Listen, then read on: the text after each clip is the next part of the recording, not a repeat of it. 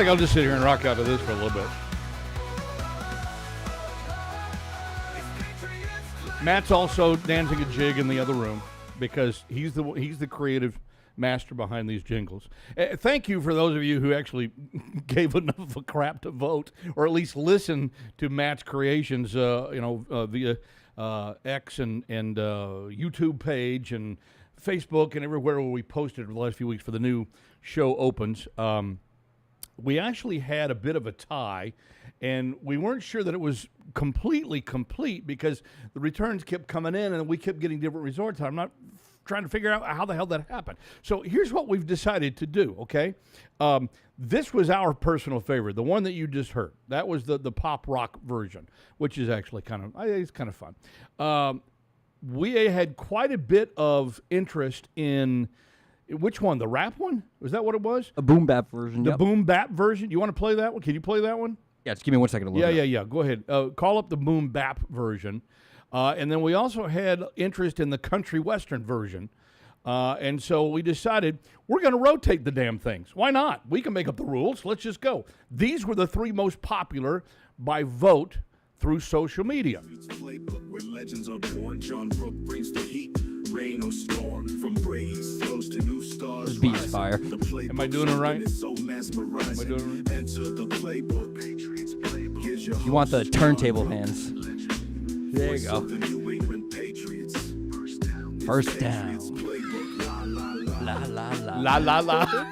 I threw the la la in at every one of I them. love the la la la. I don't know why, but I just love it. I think it's great. All right, and then the one that actually came, we think in third, but we're going to give it credit anyway. That was the country version, correct? All right, you want to play that one? On Patriots Playbook, where legends are born. Watch out, Kenny. John Rook brings the heat. Step rain aside, or storm. Mr. Chesney. From Brady's throws to new stars rising, the playbook's open, it's so mesmerizing. Enter the playbook, Patriots Playbook. Here's your host, John Rook, legend, voice of the New England Patriots. Is that your voice, by the way? No. It's Patriots That's Playbook. all AI. La, la, la.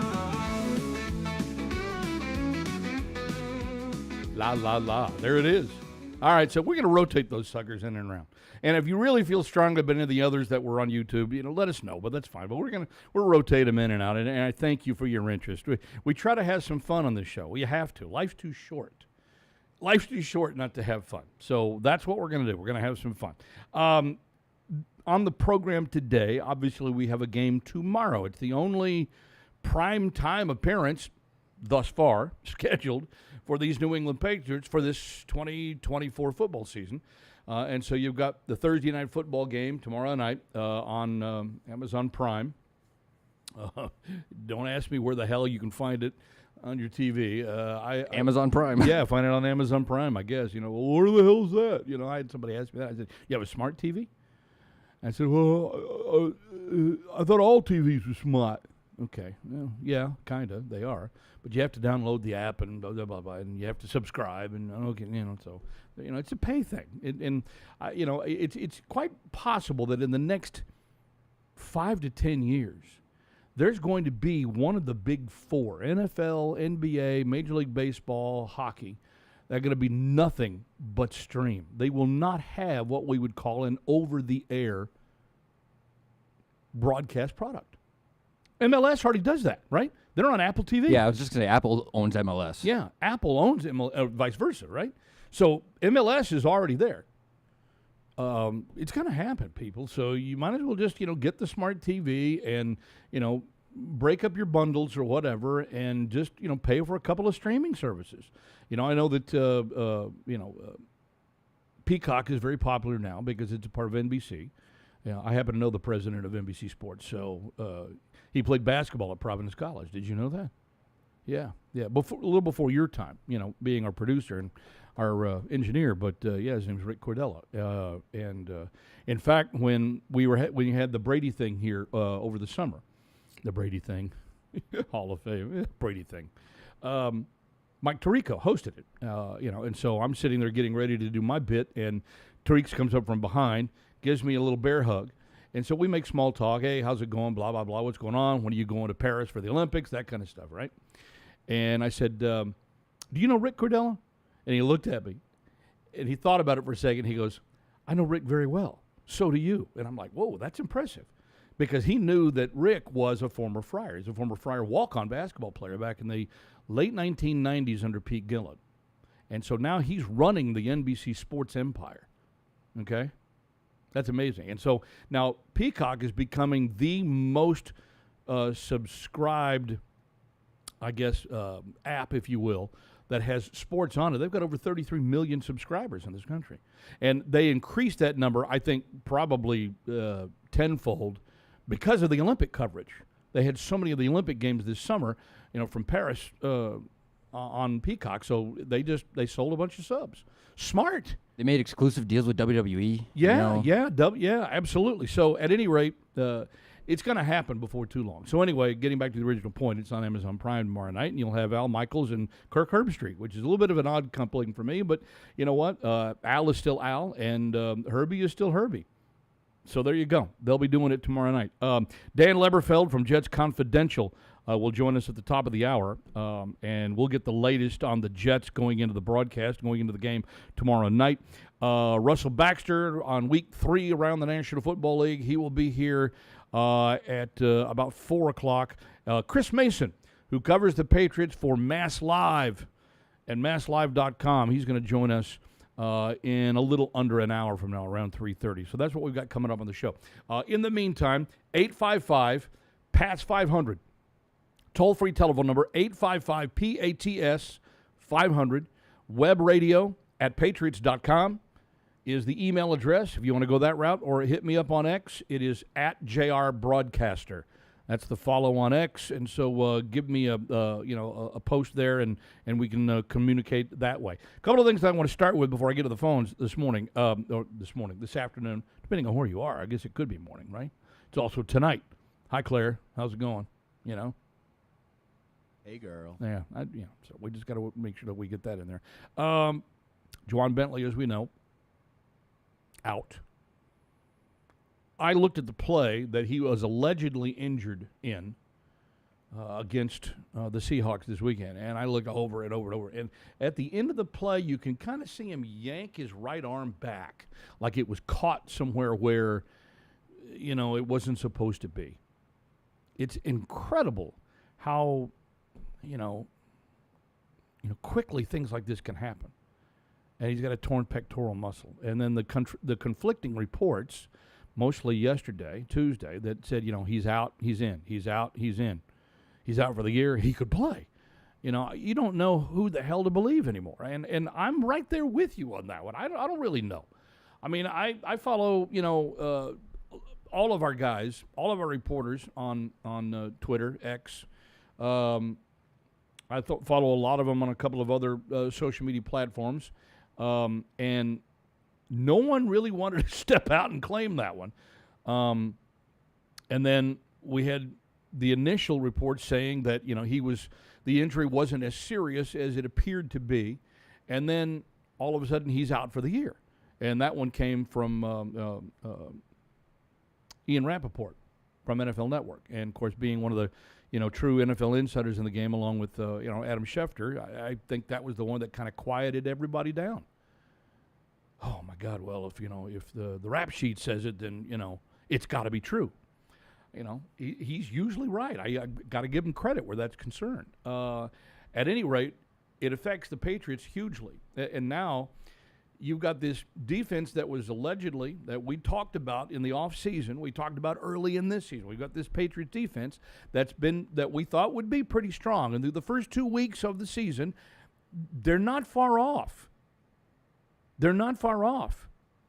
They're second in rushing yards allowed thus far. So, I mean, I think they're, top 5 in total defense. So, look, here we go. And now you've lost the right up the middle. You've lost the heart and soul of this defense. You've got Christian Barmore, who's out until further notice, although he is on IR with a designation to return. So Barmore, in theory, could come back. We don't know. But Bentley's out. And I'm just also out for tomorrow night's game, O'Shane Zimenez. who had a really solid, one of the better preseasons of any Patriot player. He's out with a knee injury, and so you got your linebacking core that's hurting, literally and figuratively, especially up the middle. And so this is going to take away a lot from, I think, the Patriots' ability to stuff the run. Now, this means, of course, next man up, and we know that moniker, but, look, if the next man up were all that, he'd be in there to start, wouldn't he? And I'm not saying that to take away from Raekwon McMillan, because he's the guy that will be stepping in now. And he's going to get a chance to show what he can do, and he's going to need to. He's going to need to.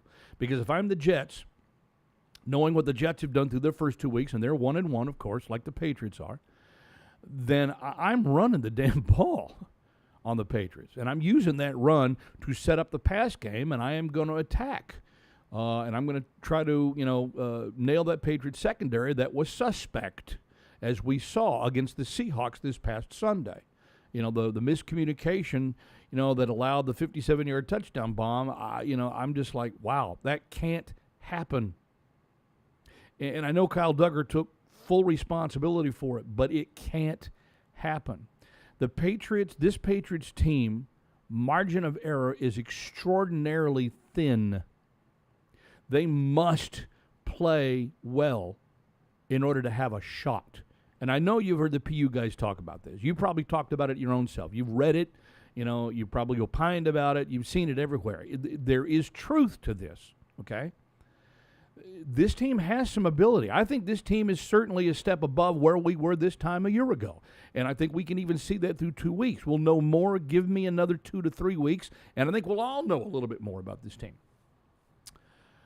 But just through the effort and some of the athleticism that we saw during the preseason, during training camp, and then what we've seen early in the year, I'm already telling you, this team is certainly taking a step in the right direction. How big a step, Mother May I, how big a step can they take from this point forward? And could it possibly be that they regress if the injuries start piling up? The Jets are banged up. Geez. San Francisco's banged up. Miami's banged up. They just happen to be the next 2 Patriots opponents. What would be a crying shame is for this kind of a situation to avail itself of to New England, and they're not able to take advantage of it. With key players out tomorrow, next week, the week after. Think about that for a second. You don't have Christian McCaffrey. You're probably not going to have Deebo Samuel. You're certainly not going to have Tua Tagovailoa because he's, on IR now for the Dolphins with the concussion from this past week as well. So, if we're looking at it from a New England point of view, you've got an opportunity here now. And by the way, Tagovailoa hasn't lost to the Patriots. I'm sure you're very well aware of that. So I'm just like, wow, what? How do you take advantage of this? My own personal thought is that I think, look, if you could win if you win 2 of these next 3, which I think is doable, and it counts Thursday night, okay? You win 2 of these next 3, and you get to, you're at, if you win 2, they'll put you 3. You get to 3-2 through week 5, okay? Then I think you can look at this team and say, potentially, if you get people back, if they're healed, I'm talking Barmore in particular, I could see this team hanging around into December for a playoff spot. I could see it. Don't kill me on this, okay? Don't kill me on this. I'm just sort of supposing. I'm throwing it out there. I'm not really shaking the pom-poms here. I'm not really trying to play Homer. I'm trying to come up with what I think is a plausible scenario to be where I think this team should be and probably where you think this team should be. You're frustrated. You want to see improvement. You're too used to seeing success around here. I know a lot of fans that are like that. Hell, a lot of the media is like that. A lot of the media is expecting that. So how do we get there? You got to take advantage of these breaks that you've been given over the next couple of weeks, starting with Thursday night. And how do you do that? Well, I know that the Jets are going to be they're going to be, if they don't play 8 or 9 in the box against, the second best rushing offense in the NFL through a couple of weeks, then they're dopes. So that means the Patriots are going to have to be prepared to go over the top to probably beat the Jets Thursday night. Don't be surprised Don't be surprised if you see Drake May. I'm just saying. Don't be surprised. I'm not saying it's going to happen. I'm just saying if it happens, don't be surprised. Because for two reasons. Number one, I think, the Patriots woefully played conservatively against the Seahawks, and that helped cost them the game. And then, of course, when they tried to throw the ball and they threw two incompletions, stupidly, at the end of the first half and allowed Seattle to kick that field goal before halftime on Sunday. That was horrible clock management. Bill Belichick even came out and criticized it during the Manning cast on Monday night. I'm sure many of you probably heard that. Man, that a hell of a time to pick to throw the ball. Cost you the game. Otherwise, you could win that in regulation, and it never gets to overtime. That's how close the Patriots were. They gave Sunday against Seattle away. Gave it away. So now that you've made your mistakes, you can see how thin the margin of error really is for this team to have success. It really wasn't, egregious. You had, but they didn't turn the ball over. They didn't really commit any penalties, of note that really killed anything. They just didn't think. They didn't think. Or they didn't think properly.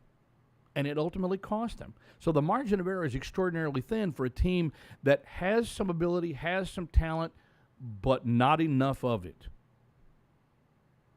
On top of that, because they were so conservative in the passing game, and wide receivers had 3 catches. My guess is that they realized that, hey, we got to get the ball to Pop. We got to get the ball to Jalen Polk. We have to, because teams are going to load up in the box and dare us to run, and we're not going to have any running room. I understand playing conservatively, but I'm not sure that you can get away with doing that every week.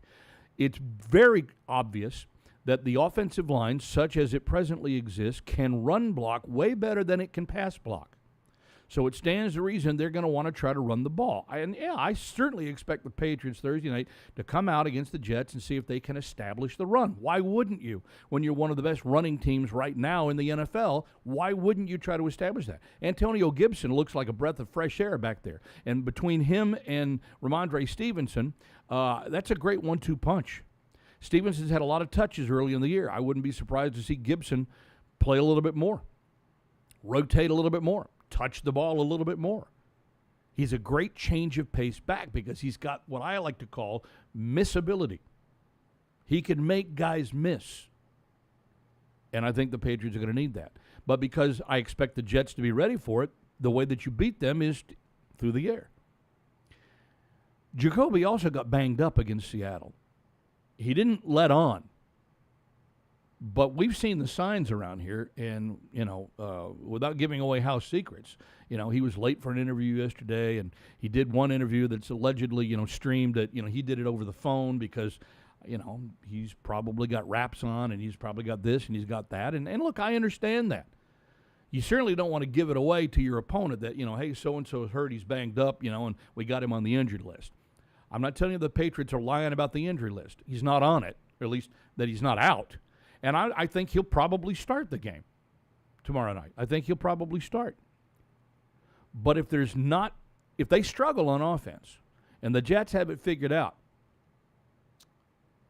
I don't know if it'll be second quarter. I don't know if it'll be third quarter. I don't know if it'll be fourth quarter. I would not be at all surprised to see Drake May come into the game. I would also tell you I think it's more likely that his debut happens, believe it or not, on a road game than a home game because of the crowd reaction, because of the way you would react if you saw him come out off of the bench at Gillette Stadium. This place would go nuts. I don't know that there's going to be a tremendous amount of pressure on him. Hey, young man, go out there, play ball. Let's go. Crazy as that sounds, I kind of think of it that way. And the only thing that keeps me from really, buying in on this 100% is, City So's still out. Vidarian Lowe is out. Patriots are probably going to start Caden Wallace at left tackle because of the lack of depth now without I've already forgotten him. Big fella. on the left side. Okay, so which they DFA'd, right? So or they put him on the put him on one of the lists. I can't remember. At any rate, chokes a core for. There we go. Thought about it. So there's a big opportunity there for a rookie. So you're going to have a rookie tackle. You're going to have a rookie guard. Yeah. And he got banged up. Jacoby got banged up pretty well last week. We could see it. Pretty stiff rolling around. And coming back on a short week on top of this is the third game in 11 days for both teams. Okay? Third game in 11 days. 8, 9, 10. There you go. Third game in 11 days. So, the Jets have got their own problems now, okay? They've got their own problems. I'll be very curious to see how Aaron Rodgers at age 40 comes back to perform, his third game in 11 days. There's a lot of things going on there for both sides. But looking at it strictly, and we'll talk about that with Dan Leberfeld coming up in a little bit, but looking at it from the Patriots' point of view, why not? Why not? You've got a golden opportunity laid out before you, as I've explained. And if you're struggling, I think maybe you kind of go for the change of pace. Maybe you throw you roll the dice and hope for the 7. I don't know. But I wouldn't be surprised. Just call it, a feeling, call it a gut thing, call it an instinct, call it desperation, whatever you want to call it. But I think the Patriots are also feeling the opportunity here. And look, let's keep in mind now, the Jets snapped a 15-game losing streak to the Patriots last year when they beat New England here at Gillette. The Patriots have not lost a game at MetLife since 2015. Okay? Surely that's at least a mini dominant run that you'd like to keep rolling if you can. And it's a divisional game. And we don't need Bill Belichick or anybody else to tell us how important divisional games always are to your overall fortunes for moving on in the season and into the postseason.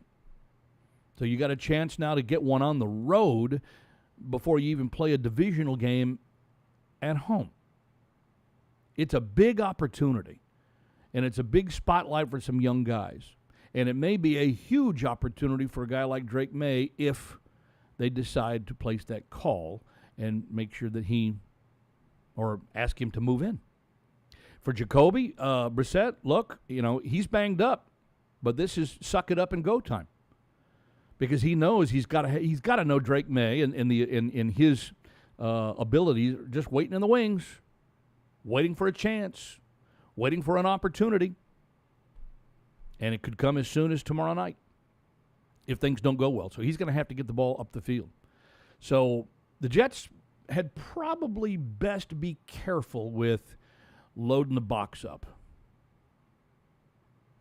If I'm the Patriots, I got to be ready to recognize that. Immediately. And none of this, 5 yards and out. I mean, although Hunter Henry had the career day this past week, certainly I think one of the great bright spots for the Patriots in an overtime loss, but you got to be ready to go over the top. And if you're going over the top and you're missing these guys, that's when you call on the rook. I mean, look, we've talked about this, but I got to mention it here, right? You drafted the guy third. You drafted the guy third. Now, I know rookie quarterbacks are not off to a great start anywhere in the NFL right now. I mean, we'll talk about this with Russell coming up in the next hour. But, I mean, nobody's playing well. Everybody's getting banged up. Everybody's had a rough time. We've seen, Caleb Williams. We've seen, it's, Bo Nix. We're seeing all of them struggle, even Jaden Daniels. So maybe the Patriots, at least in theory, did the right thing. I got to give them credit for that. I was all into the play him now camp.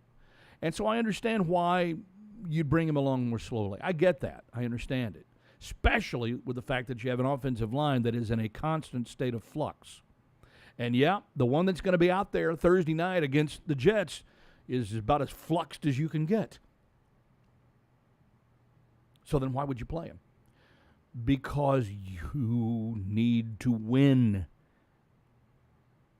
Where's Coach Herm Edwards?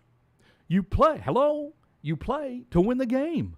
Hello, you play to win the game. There you go. That's it. Nine. That's what you do. And so you got to play to win the game. Because you can't win, Rock. Yes, you can, Rock. You can win. You can win. Greasy, fast lightning. Wasn't that one of the other lines that he had? You got to be greasy, fast lightning. Okay. Whatever. You're going to be faster than grease lightning. Faster than grease lightning, too. I don't know. Whatever it was. Burgess Meredith. All-time great. He was so good as the Penguin. I was just going to say that. See, you're not even old enough to remember that TV series. I've watched it, obviously. You've watched but it. You've seen it. I've seen it. And I knew, him as Mick before I ever knew he was the Penguin. It blew my mind when I found out he was the Penguin. When you found he was the original Penguin? Yep. Yeah, the Batman. I was like, the guy from Rocky's Penguin? What? Well, that's what I grew up with, because that was back in the 60s. That's back in my childhood. And so we couldn't wait for, what was it, Wednesday nights? I think it was the middle of the week, when Batman was prime time on ABC. Yeah. Gosh golly, gee williger, zimmity jippity doo, Batman. Yeah, right?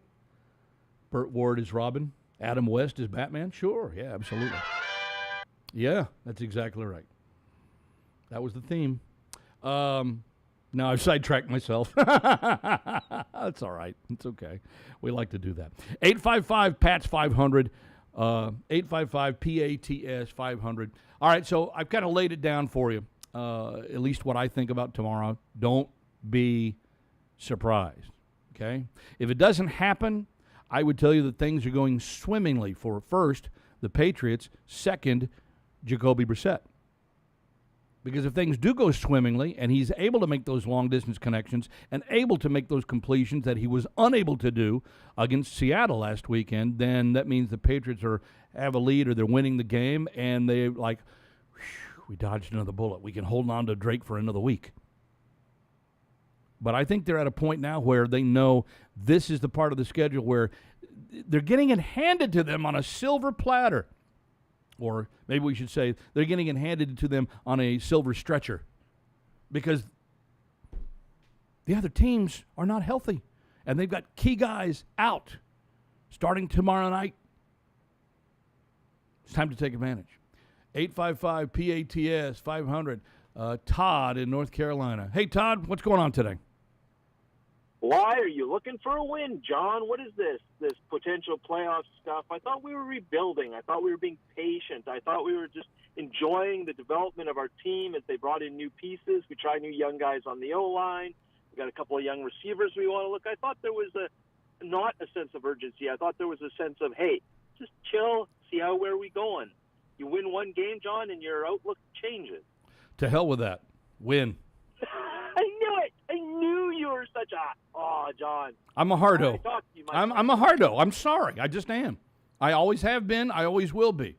You know, this is where, former PU denizen Andy Hart and I have everything in common. That, he was a hardo. I'm a hardo. I always have been. I don't like this, I'm playing for tomorrow. I'm playing for the future. No, it's all about winning now. Life's too damn short. Let's go now. The last 4 years have been extraordinarily, 5 years have been extraordinarily frustrating for me just as a fan and an observer. Now, I would tell you that, I understand why it happened, but now it's time to bleep or get off the pot. Okay? It really is. And I think the Patriots, I get it. I think the Patriots are beginning to feel kind of like that. And so if you're like me, or if you're a hardo like that, I think you're about to be rewarded. That's just my gut here. Well, I'll say I was actually impressed with the Seahawks game because as I called into PU, I told them, I said, last year, I don't think they would have kept going. I think they would have quit when they lost the lead because they just didn't have any heart.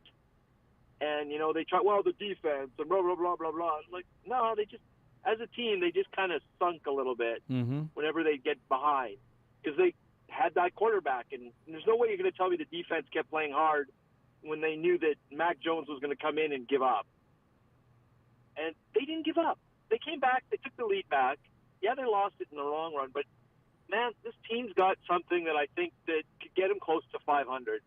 You know, with the injuries and other teams, but there's enough here that I think if they can develop, they can move forwards towards that. My only concern is I've heard it on a couple different places, and came out of Evan's mouth as well, is that Brissett doesn't like throwing to short receivers.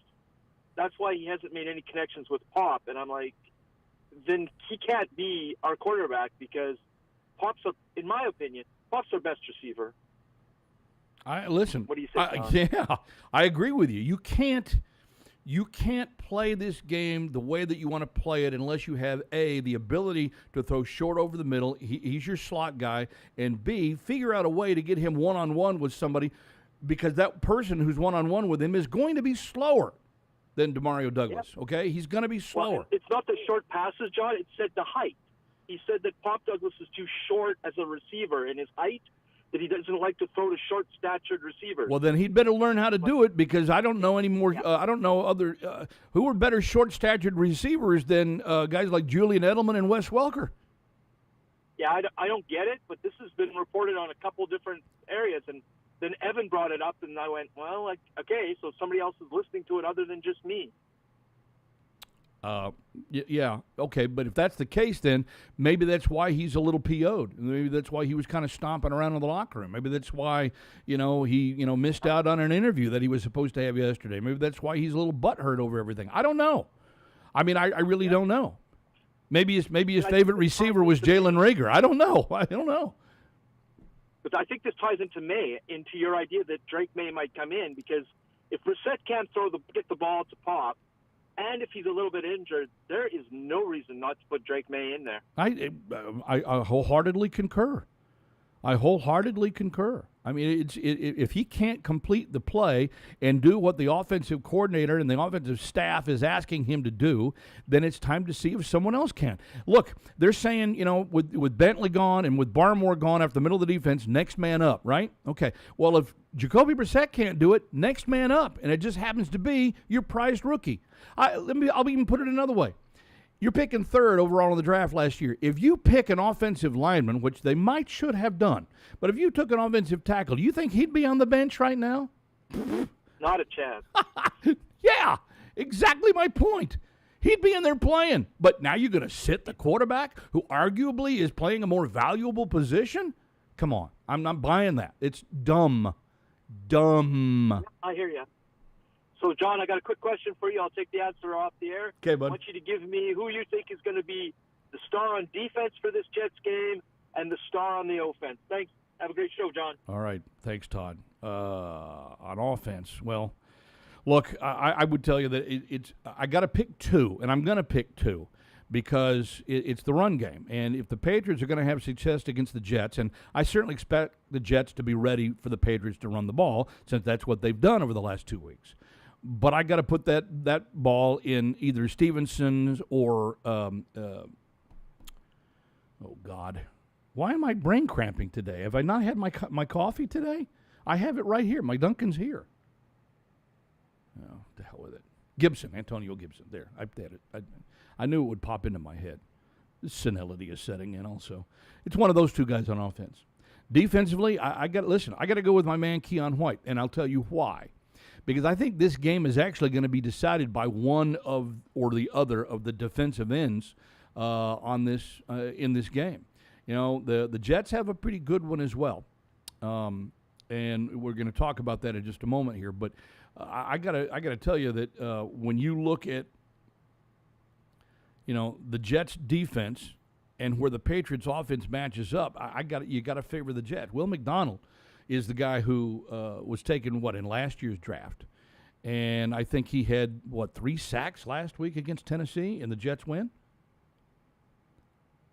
It'll come down to McDonald versus White and which one is playing in the other's backfield more. So on defense, if the Patriots are going to win the game, it's going to have to be Keon White. Speaking of the Jets, Dan Leberfeld, who authors Jets Confidential, joins us here in the Playbook. Hey, Dan, John Rook here in Foxborough. How's it going? Good, John. How you doing? Excellent. What are your thoughts on a couple of things that we've had to talk about here? First of all, I fully expect the Patriots to do what they've shown they can already do.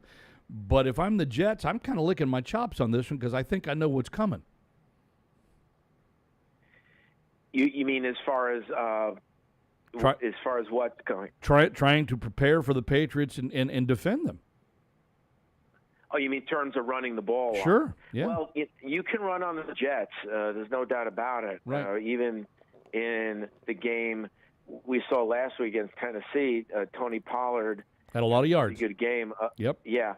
The Jets play a very aggressive defense where they rush the passer, and on the way to the quarterback, they play the run. So they're very aggressive. So if you present some eye candy, motions and such, they tend to bite on it and opening up some rushing lanes. Now, the strength of the Jets line right now is actually the tackles. They lost Jermaine Johnson the end for the season to a torn Achilles in Tennessee. And yes, Will McDonald did have a good game against the Titans, but the Titans' right tackle is really struggling. And in the first game, the Jets' edge rush was kind of non-existent in San Francisco against better tackles. Now, I know New England has some question marks at offensive tackle, so maybe the Jets' edge can be good in this game, but it's those two defensive tackles that are playing so well for the Jets right now, led by Quinnen Williams. So it's a defense you can run on if you scheme things up right and you make them go for the cheese on different gimmick plays. Yep. I think that's it's a great point. We don't know yet whether or not the Patriots can scheme that. We haven't seen it yet. So it'll be, like I said, a lot of intrigue here. And this is part of the reason why, Dan, and I think you would probably agree with this, that, it's really hard to get a complete read on a team until you're, well past the first month of the season, because you're still in a formulative stage where you're trying to figure out what the hell you have. And when you have injuries start to kind of nip at the heels a little bit, and both teams are having those situations here, and as I said earlier, both teams are playing their third game in 11 days with this game tomorrow night. You've got to monitor that. You got to be very careful with that. You don't want to try to put somebody else out there that you might lose for the rest of the year. So the chess match here, the coaching match, is going to be extraordinarily important, if not interesting. The Patriots, I thought, got coached circles around them against the Seahawks in their game this past Sunday. And and the Jets were able to go out and get a W. And by the way, I'm not sure, when was the last time team opened with 2 in a row on the road? I don't remember that happening any time in the I guess recent past. Do you remember the last time the Jets had to do something like that? No, I don't remember specifically, but obviously it has a lot to do with Aaron Rodgers and the NFL office. I forgot which guy it was. It might have been Mike North. One of the scheduling guys said that they owed us one. He was kind of joking, but as far as they put Aaron Rodgers and the Jets on primetime 6 times last year, and then he suffered the Achilles injury 4 plays into the season. So they doubled down on Aaron Rodgers this year. But the thing was, when you look at the fact that the first 2 games were on the road, the San Francisco game was a real challenge. But when you come back on a short week in terms of Monday Night Football to Sunday, and you're playing Tennessee, a kind of a rebuilding team with a quarterback who's trying to figure things out, I think that the league office, without saying it, said, you know what, I know it's 2 games on the road, but the second game is Tennessee. So I think that was kind of part of their thinking, that it's not ideal, but the second opponent, and they'll never say it on Park Avenue, the second opponent isn't great. Yeah, gotcha. Okay. Let me ask you, again, Dan Leberfeld from Jets Confidential joining us here in the Playbook. So let me ask you your thoughts on Aaron Rodgers, and, can he live up anywhere close to the original premise that I think the Jets thought they were going to get with this guy when he came from Green Bay? Yeah, I absolutely think so. The one thing that's not there that we might have seen 10 years ago is the mobility. And I'm not talking about Lamar Jackson or Josh Allen mobility. I'm just talking about that limited space mobility around the pocket or on bootlegs rolling right. Obviously, he doesn't run like he used to, so that's a little limited, but I see everything else being intact. And I was just writing something for my website at jetsconfidential.com about You saw that play on the highlights. That Sure. play on 3rd and 1 in the fourth quarter, that pass down the right sideline to Garrett Wilson. I mean, I haven't seen scheming and execution like that on a pass play from the Jets in a long time. I mean, he milks the play clock down to 1. He changes the play at the line. They have Alan Lazard, who lined up right with Garrett Wilson, run inside, take the double team because the Titans figured on 3rd and 1, the Jets in a tied game were going to go for the first down. No, they go for the single coverage where Garrett Wilson takes off down the sideline. Garrett Wilson one-on-one with no jam at the line is almost impossible to cover, and they complete a 27-yard pass down the sideline. It was just the execution and the game planning and the scheme were just brilliant, and I haven't seen anything like that because the Jets have had one quarterback after the other and one offensive coordinator after the other that was basically run out of town. That was as good as it gets, and I think it's only going to get better moving forward. All right, so Aaron Rodgers is beginning to sort of roll into some kind of shape. Where is the I guess I hate to use the term, but where's the Achilles heel for this Jets offense? Well, right now, it's hard to say. Like you said before, after 2 games, it's hard to figure everything out as far as the strengths and weaknesses of teams. We'll see what happens with this veteran offensive line. The 2 tackles are 33, soon to be 34. So, and that's something to keep an eye on against a team with really good edge rushers. And you saw that in the opener against San Francisco with Nick Bosa and Leonard Floyd both having really good games. So if there was an Achilles heel, maybe it's the age of the offensive tackles. But beyond that, it's hard to find a lot. Yeah. I like the offense. I was a fan of Breece Hall when he was in college. And I thought Breece Hall, especially, rounding back after an early injury, I thought he came around pretty well last year. And it looks like he's starting to kind of round back into some kind of shape as well. It's him and Braylon Allen, I guess, that combined last week in the backfield and helped kind of chew up some of the clock. And I think the rush game got a touchdown, did it not? Yeah, you had the Braylon Allen touchdown late in the game, and the run blocking was much better in the second game than the first game. Okay. And you figure it's going to continue to get better because this is an offensive line that did not play one snap in the preseason. And you could say, well, that's smart. It's a veteran offensive line, but it's a group that really hasn't played together. Joe Tittman was the only guy coming back at the same position. You had 2 new tackles who they brought in, Morgan Moses in a trade with Baltimore at right tackle, and Tyron Smith coming from Dallas via free agency. And you had John Simpson coming in at left guard via free agency from the Ravens also.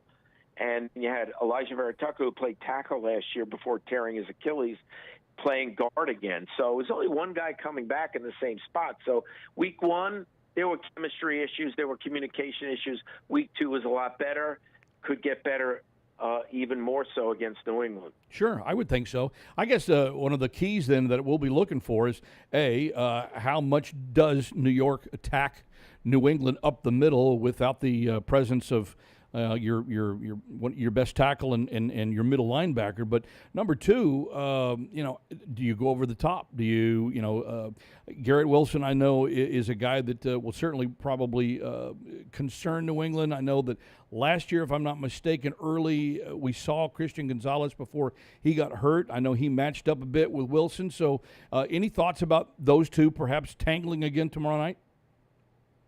Yeah, I think they will. However, the Jets, with Rodgers, see, the last few quarterbacks the Jets had were young guys, and this is common with a lot of young guys. I'm not picking on the last 2 quarterbacks, and obviously Darnold is doing better in Minnesota. But sure, with Darnold and Zach Wilson, they were basically one-read quarterbacks. Aaron Rodgers is a full field reader, and there was one point in the game in the third quarter where the Jets were a little sluggish on offense, but Aaron Rodgers made some adjustments, and he started to throw to the backs more. He started to throw to other receivers more. And, he made Tennessee pay for the fact that they were doubling Garrett Wilson. And then you saw 2 plays after that brilliant play to Garrett Wilson that we were talking about at the beginning of the interview, he threw Mike Williams open down the left sideline. It was another great play. Mike Williams didn't play a lot in the opener, coming off the knee, coming over from the Chargers. There's another weapon right there.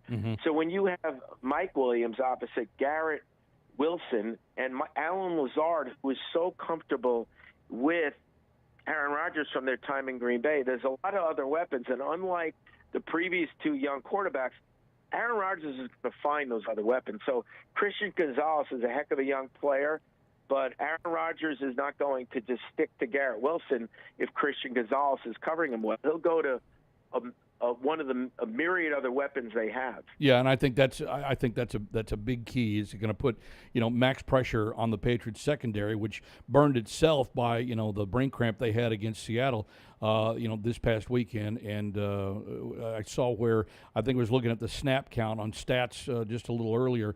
Williams had 37 snaps, so looks like he's rounding back into shape as well. And if he's healthy and everybody's healthy, that's max pressure on your secondary. And Rodgers would be the kind of guy that's got the savvy enough to certainly go out and find those guys. I don't have any doubts about that. And so then it comes down to pressure. Do you make him, throw it early? I mean, can you put that kind of pressure on the Jets? And I think that's a huge factor, which is why I kind of originally pointed when I started the program today. I really pointed to, the Patriots' key here is Keon White. He's had a great start, to the season. He had a fantastic summer and training camp.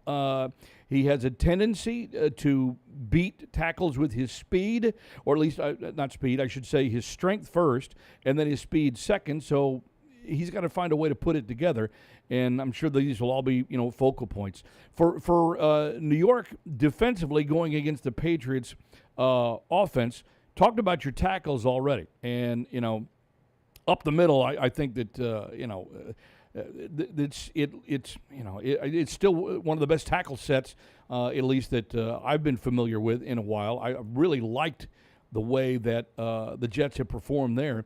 Where are the concerns on that side of the football in terms of consistency, if not playmaking ability, or let's go a little further, taking the football away from the other team's offense? Yeah, there are things that the Patriots can exploit because this Jets defense is not complicated. And the Patriots are coming off a game against a brilliant young defensive mind in McDonald, who that's how he got the job, because in Baltimore, all the complicated schemes that baffled opposing quarterbacks where, with fake pressure, real pressure, all the things he did, it's really the opposite of what the Jets do. The Jets just do what they do. They attack you. Like I said, they play the run on the way to the quarterback. But there's susceptibility there. There was a long scramble up the middle by Will Levis in Tennessee. And I'll never forget, Bill Belichick, and a lot of coaches do, but he would stress, and I'm sure the new Patriots coaches stress, you don't run past the quarterback. You just don't do that, because when both ends run past the quarterback, you basically now have 9 guys on defense. Yeah. So on that play where Levis ran for a lot of yards up the middle, both ends ran past the quarterback. Quincy Williams is a good player, but he's so aggressive that sometimes he'll run himself out of play. So that's what Van Pelt needs to do in terms of play calling. Make them go for the cheese and take themselves out of position. Or if they run too far upfield, Jacoby's going to take off and run. And Jacoby had success against the Jets in a recent game in Cleveland. So this is not a complicated defense. It's not the one that's going to baffle you with the schemes. And you need to take advantage of the simplicity, and you got to, come up with ways to find the holes. In the scheme, and the Jets are a little banged up, as you mentioned before. They could be without their second corner, DJ Reed, who's dealing with a knee, and their slot corner, who just got paid, who's very good, Michael Carter. He's got a high ankle sprain that's going to probably be a problem on and off all year.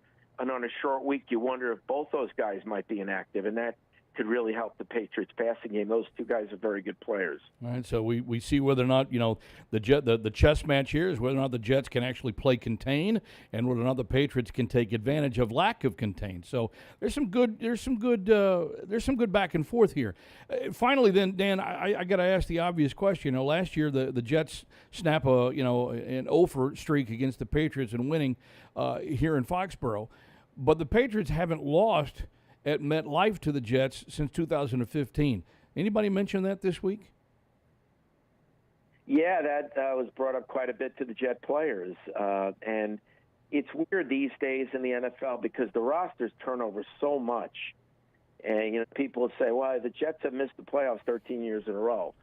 And that's not good, obviously. And that's currently tied with the Buffalo Sabres as the longest streak in any professional sports league. Wow. But most of these players really have nothing to do with it.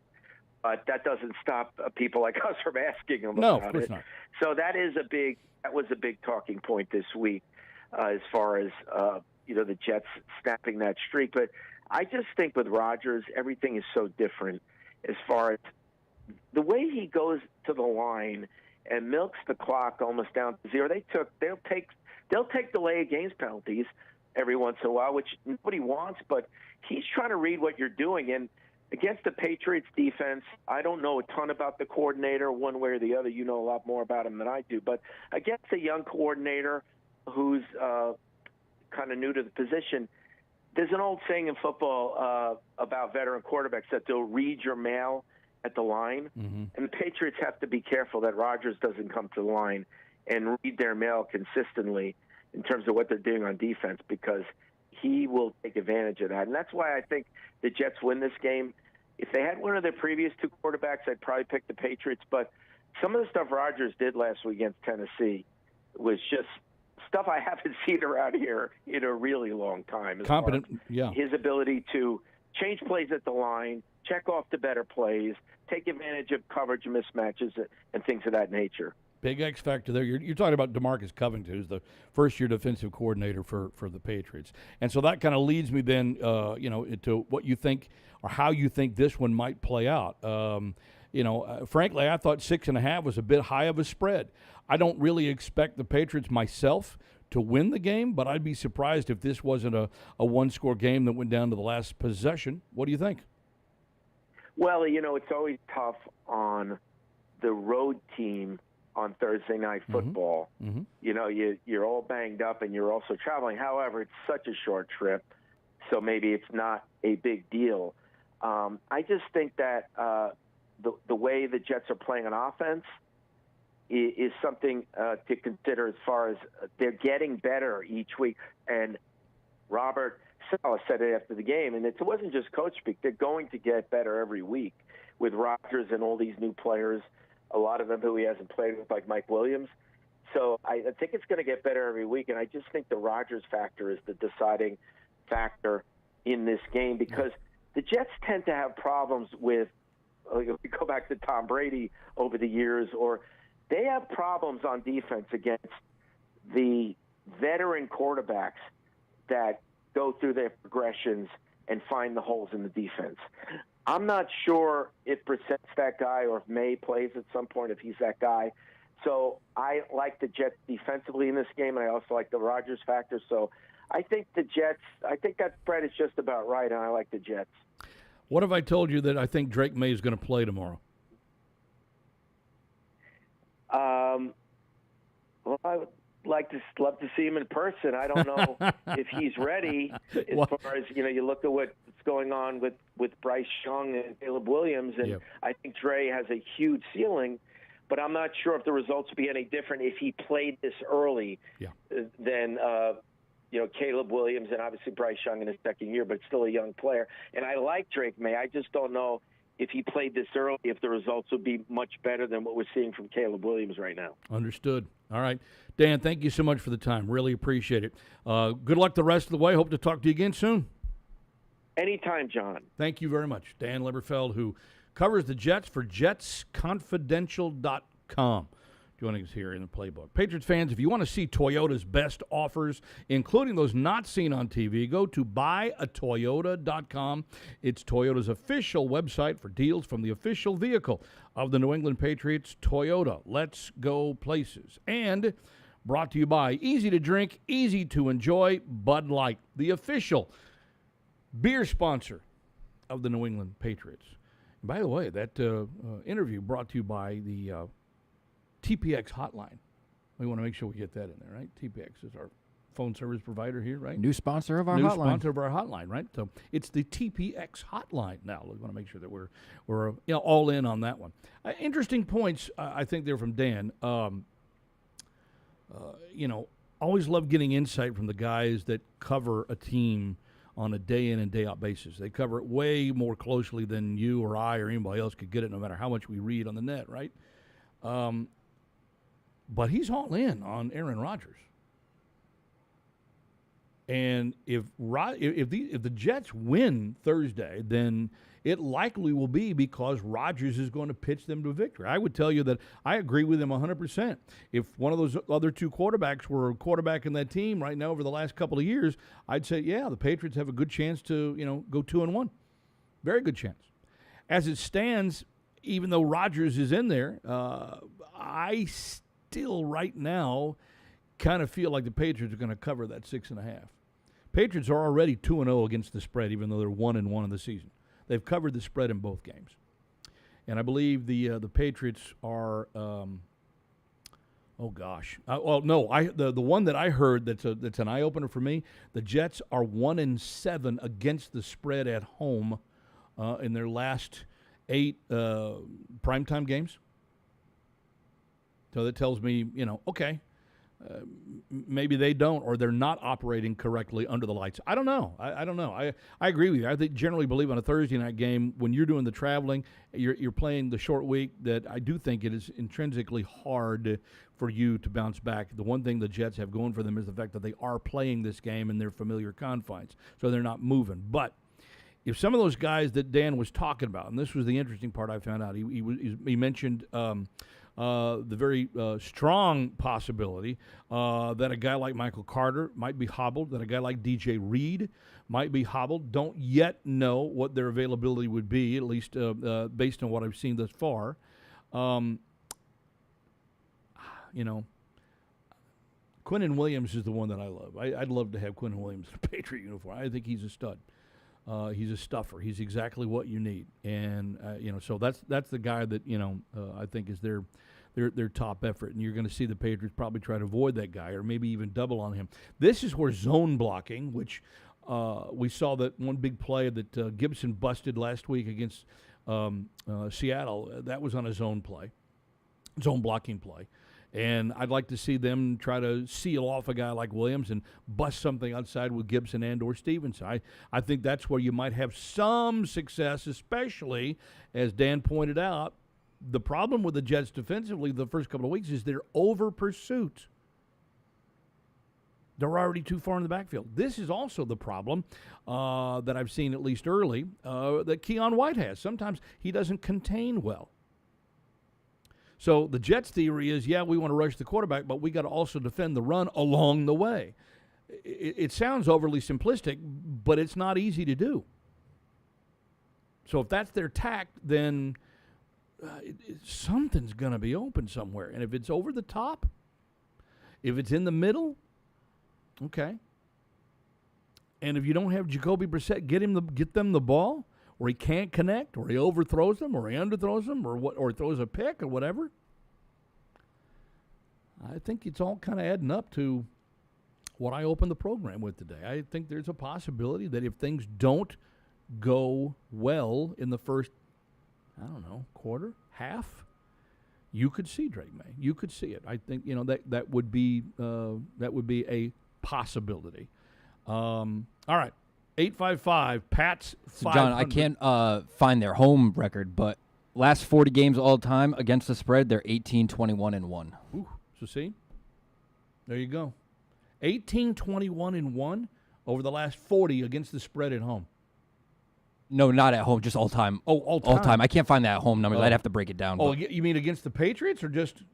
Just the Jets against the spread. Oh, so the last 40 games, we're talking about 2.5 seasons, right? 18, 21, and 1 against the spread. Okay. I mean, I would kind of lean that way if I were doing that. I would kind of lean that way. Now, you tell me the Patriots are going to turn the ball over twice or three times, which they haven't done yet this year, and that certainly kept them in both games, right? I mean, they've got to win on the road, and they did go to overtime with, at least a decent Seattle team. Not a great Seattle team, a decent team, but a team that should likely be in the postseason hunt. You're not that far away from being in the hunt yourself. I would argue, again, as I said off the top, that the Patriots shot themselves in the foot, especially with that play call at the end of the first half. The clock management was horrible. But I think that if you're thinking, well, you got, a young team, you got young players, you got to realize you got a young coach here that has to make these calls. And so I think, at least initially, you got to cut him a little bit of slack until he learns what he should be doing in these situations. So let's just say that maybe this last week was a learning lesson for a guy like Gerard when it comes to the clock management story. You can certainly make that argument, I think. But I got to go hardo on you here. I'm just like, okay, that can't happen again. That can't happen again. If you're bound and determined to play football the way that you've come out playing over the first couple of weeks, I think it's okay. You're playing to the strengths of your team. Your line can block, rush block, run block better than they can pass block. Then you're going to run the ball. But at some point in time, someone's going to stack the line. They're going to, clog the box, and they're going to make you go over the top to beat you. And I think that could happen Thursday night against the Jets. You got to be ready. And if Brissett can't do it, next man up. That's all I'm saying. Next man up. Chris Mason covers the Patriots for Mass Live. MassLive.com joins us here in the Playbook. Hey, Chris, how's it going today? It's great. Thanks for having me on. Sure. Thanks for taking the time. Appreciate it. So I kind of went out on a limb a little bit here, and call me crazy. You're perfectly welcome to do that. But if things don't go well for the Patriots Thursday night, at least don't start well, let's say they get into a hole, and Jacoby Brissett overthrows, underthrows, doesn't throw to his receivers, I think Drake May makes his debut. What do you think? I think you might be a little crazy. I like it. I do not think they want to put him behind the offensive line right now, especially with Vidarian Lowe out, City So out, David and Mike Onwenu are both questionable. I think with the state of that offensive line and that Jets defensive front, I think the only way he's getting into that game is if Jacoby gets hurt. Well, that could also happen because he got banged up against the Seahawks. Yeah, no, that's certainly good. That's an avenue, but I don't think they're going to give Jacoby the hook in this game and just say, we want to see what Drake can do now. I just don't think the way the offense is built right now, I don't think that's going to happen. And even with Jacoby thus far, I was actually diving into some numbers earlier about the downfield struggles and everything. Yeah. So far, he's only attempted 2 passes more than 20 yards, which, honestly, if you can even remember the two, you're like, I don't know. I don't remember them. It's incredibly low. Yeah. Right. They're both incompletions, but even with those short dropbacks, he's been hurried 21 times, which is 10th most in the league. He's been hit 10 times, which is 5th most. And he's been knocked down on 22.6% of his dropbacks, which is 3rd most in the league. Mm-hmm. I think this is an offensive line issue more than quarterback play than anything right now, where think about what those numbers would be like if there are longer developing routes. He's getting hit even more. So they need to figure it out up front. But does it stand to reason that a guy like Drake May can get rid of the football quicker, that maybe that won't be as much of an issue as we're thinking it could be? I don't really think so, just because at this point, I think Drake is going to have a tougher time reading these defenses. He was out there looking in the preseason. Yep. That's all vanilla. If anything, I think Jacoby will be able to get the ball out quicker because he knows what he's supposed to do with it, as opposed to if Drake gets thrown into that fire, I don't know that a quicker release is what we're going to end up seeing. Yeah, good point. My concern is, though, that the Jets, fill up the box, load up the box, and the Patriots can't move the ball, and Jacoby overthrows receivers, or they get locked up, or what have you, or they challenge Sauce Gardner and he gets a pick or something like that. Then I'm not sure what the next step would be, other than to throw a change of pace. It's like a relief pitcher coming in and throwing a slider or a curveball or an off-speed pitch of some kind. Because when you keep throwing fastballs and you keep whacking fastballs, you got to change it up. Yeah, but I think it might be on Alex Van Pelt to be the one to throw that slider, that changeup, whatever you want to call it there, where I think you can do that with play calling to some degree. You know, if they're loading the box, they're coming with their ears pinned back and they're blitzing a ton, throw screen passes. You know, try different things. There's counter moves that you can have at this point. So I think that would fall on Van Pelt at a certain point to, you know, get the right plays in there and call for a slider if you need one. Well, one of the guys that I think certainly will have to play a key role again in putting pressure on a guy like Aaron Rodgers has to be Keon White. I know you did a feature recently on Keon from S Live, and I'm just curious as to when you hear the kid, when you hear him talk, there's a lot of great self-confidence in his voice. What do you think makes him tick? What do you think really drives him? Is it just, that he enjoys the sport? Is there something about him, playing with a chip on his shoulder? Is he that much of a physical mismatch for some of the guys that he's matched up again? Where is he getting his success from, do you think? I think some of it is his physical makeup, where he definitely has the build, but more than anything, I think he wants to be elite, and he is really just kind of hell-bent on doing that however he can.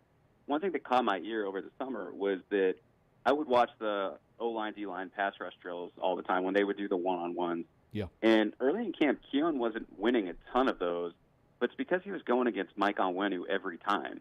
And in talking to him after, he was like, yeah, I kept seeking Mike out because he's our best offensive lineman. I want to get better. And I also told myself that I wasn't allowed to bull rush against him, that's his bread and butter. That's his best, is his bull rush, because he has natural strength. But he's saying, I want to get better at these other moves. And so in trying to do that, he seeks out the biggest kid on the block and is like, let's see what I can do against him. So I think it's that drive, and I think he really wants to be great. And he does the things where, he's not afraid to look bad or lose a one-on-one drill if he knows that it's going to help him in September.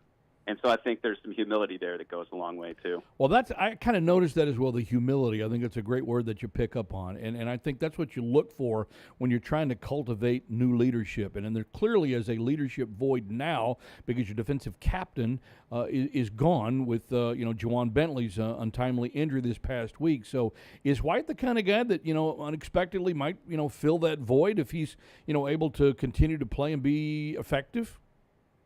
Definitely, and he really caught my ear on Sunday. So to pull the curtain back a little, he was early. Keon was early. He was one of the guys that was going to speak to the media at the podium.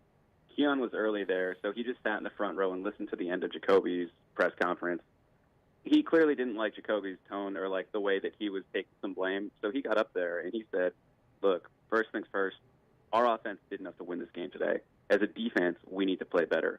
I need to play better. Mm-hmm. And then he goes through and names, like, defensive line needs to be better, linebackers need to be better, DBs need to be better. And this is a guy that was quiet as a rookie. He's really quiet. But to see him in a second year, not only, speaking for the entire defense, but challenging him too, that caught my ear really, and I was like, okay, they might have something here. And Gerard Mayo singled him out as someone whose leadership has grown too, so I think you're starting to see that in real time.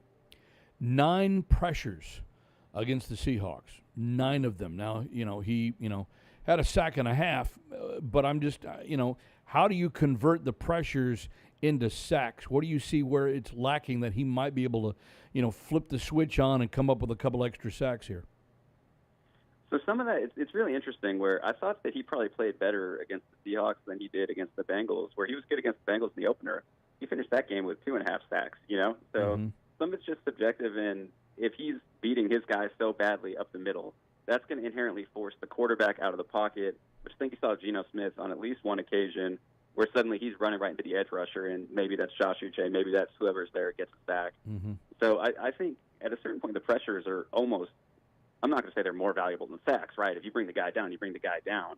But if you're helping a teammate get a sack, you might not get into the box score, but it's your pass rush that really keyed the entire thing. And we've seen that from him, and I think that's actually where his value to this defense is. He can get in there so quickly, and I know he's been working on some of those sweep moves and the speed moves rather than the bull rush that you mentioned. Man, you do that, that's going to open up some opportunities for anybody else who can, beat their man at the line of scrimmage.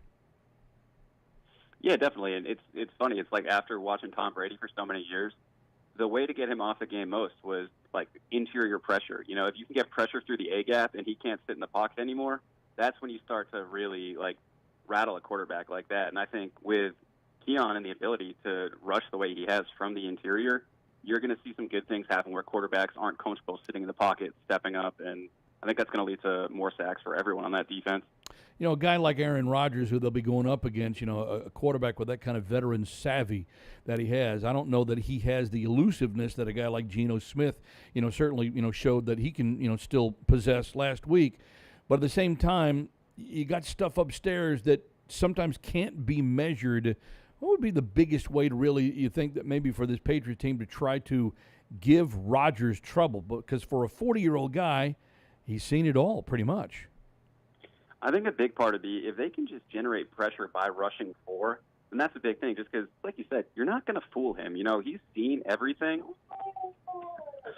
Sorry, my dog's trying to hop on the call, too. I'm not sure if you can hear that. He can. Bring him on. It's all right. It's a family show, and, yeah, it includes pets, too. Yeah, absolutely. Yeah, there you go. But I think if you can, like, get pressure with 4 and drop back into coverage to some degree, I think that's your roadmap to success there. Because I don't think you're going to fool him with exotic coverages. I don't think you're going to fool him with a lot of blitzes. But if you can get pressure with your front, then I think that's going to be a major key. Yeah, for sure. All right, so then, you know, I think we kind of expect the Patriots to do, you know, hopefully what they've done well thus far. I expect the Jets to counter. So how do the Patriots recounter? I think they should start using more play action than they have, where if, like you said, they're going to load the box, you know they want to run the ball. Gerard has told everyone we want to run the ball. Okay, start running more play action. They've only run 12 play action plays through 2 games, which is, it's down low. I think it's like 28th in the league. With the running game going the way it is, linebackers are going to bite on that. You know, it is a valuable tool. So I'd like to see more play action. And I think that's an easy adjustment that they could make, and that might buy some more time for some downfield throws to progress. You know, you can use the linebackers, and boom. Are you also in the corner of got to figure out a way, any way you can, to get Pop Douglas the ball a little bit more? Definitely, and I'm surprised that hasn't been happening just because they're not throwing downfield, and he's one of those guys that gets open on the like slant routes, the under routes, anything, all the time. So I'm kind of shocked he hasn't seen more targets, especially because it looked like he had some really good chemistry going with Jacoby, Drake, honestly any quarterback there in the summer. He was like their best friend. He just gets open in a way that a lot of other guys don't. Is that a Brissett problem, or is that an Alex Van Pelt problem? It's like situational. I think it's a little of both, honestly, where I do think Jacoby has to look his way more than he has been. But if teams are doubling him, then eventually someone else has to get open too. That's the thing with, like, the whole receiving core hasn't given you enough so far. It's kind of crazy that your 1-1 could be 2-0 here, given the contributions from wide receivers thus far. Right. Okay. So what do you think then happens tomorrow night? You know, the Patriots are going to a place they haven't lost since 2015. They had a 15-game winning streak snapped last year when the Jets won here at Gillette. What's it obviously going to take, in your estimation, for them to continue winning ways on the road here? I think the Jets are going to win this game just given the state of the Patriots' offensive line right now, where, you know, they struggled to begin the year in pass pro, and now you're down to Darian Lowe. Chuks Okorafor's not with the team anymore. You're throwing Caden Wallace into the fire. And then you have David Andrews, Mike Onwenu banged up. So best case scenario, you're able to run the ball, squeak out a low-scoring win, but the Patriots' defense is going to have to play a huge game for that to happen, because I don't think the offense is going to score a lot of points in this one. Yeah, I'm kind of there with you on that one, which is why I'd like to see them, you know, throw a changeup that nobody expects, even if it's only a package of plays. I think it would be certainly put some juice in the thing. Chris Mason covers the Patriots for Mass Live, masslive.com. Thanks for joining us, Chris. Appreciate you. Thanks for having me on. You got it. All right, so there's Chris. You can get him on X at by Chris Mason, B-Y, Chris Mason. That's where you get him on X if you want to follow his stuff. You get a chance to do that. All right. So interesting, though, that everybody so far, and it's the 2 reporters that we've talked to, but it just seems to me that nobody expects the Patriots to win this game. I mean, I don't think the Jets are all that. Do you? Do you? I mean, I feel better about this game than I did last week against Seattle. And I actually thought the Patriots would win last week. I didn't make a prediction or anything, but I kind of felt like this was a really good opportunity for them to sneak up on some people. And frankly, if they had just been smarter, then I think they win that game in regulation. It was a great football game. It went right down to the end. Obviously, you go into overtime. But then you leave the game, you leave the stadium thinking, wow, they blew that. They blew that. So how do they unblow it against the Jets? Because they've had karma going against the Jets for at least the last 10 years, if not more. Listen. If you play a clean game, in other words, you don't turn it over and you don't commit stupid penalties, and you can keep from brain farting like they did with clock management at the end of the first half. And again, I'm saying a lot of stuff that if, and I mentioned early in the program today, I said, the margin of error is really thin for this team, but they make one mistake and it costs them. And they play cleanly, and they went on the road against a pretty good Cincinnati team. Although Cincinnati's 0-2, through no fault of their own. I mean, I think they underestimated the Patriots, and then, Kansas City's going to Kansas City. Chiefs are going to Chief. And the last-second field goal beats them. And so now the Bengals are 0-2 for a second straight year, which is crazy. But, I don't think they're a bad football team at all. They got a lot of talent. I don't know. I feel like this team is in position to win. You can see it. And I know the initial thought is you don't want to rush it. You can see progress. It's there. And, yeah, there's a lot of little things that we like to nitpick on. Remember when we used to do Nitpick Tuesdays here on the show? And we just sit here and, we're going to do nothing. Hey, well, they won the game, didn't they? But we found all these little things that we could nitpick on and that, could use improvement. And I think, when you're winning and you're going to Super Bowls and you're winning championships, that it's easy to nitpick because you can identify the things that are going wrong because they're so few and far between. But when the winning isn't occurring with regularity like it did just a few short years ago, you've got all these nitpicks to choose from. And so now, I think the goal here is to find the ones that are really costing you games. And these are not really nitpicks. They're probably more like fundamental flaws. And the largest fundamental flaw that we can find, I think, and we can all pretty much agree on this one, is play on the offensive line. But if they can get one of these rookies to come and play, Caden Wallace is going to get that chance. It looks like tomorrow night. So nothing like throwing a rookie into the fire, at least initially. If you get a Cole Strange back before, all is said and done, then you're automatically going to have more depth, more ability. If you can continue to develop, get City So back from his injury as well, then the depth automatically increases, and you've got some guys that have some ability, but it just takes them some time to be able to gel together.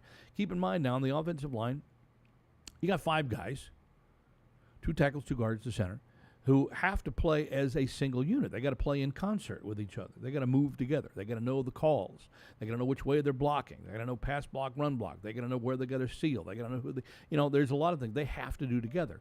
And if the 5 guys aren't able to be together on it, one guy fails on his job, the team probably isn't going to move the ball. So when you talk about being in sync, it's the offensive line. That's in sync more than any other positional place on the football team. And I would argue the secondary is next, and we saw what a blow-up in the secondary can do. It cost you a score that ultimately cost you the game this past Sunday. So the offensive line is really the challenge.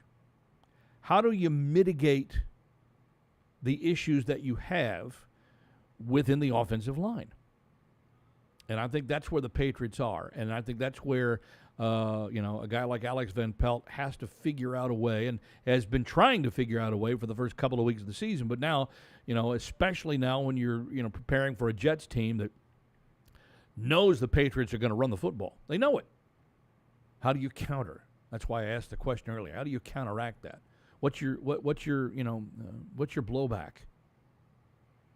And this is a game for Alex Van Pelt, I think, to show all of us, his ability, his creativity, his imagination, whatever it may be in terms of his ability to get guys open.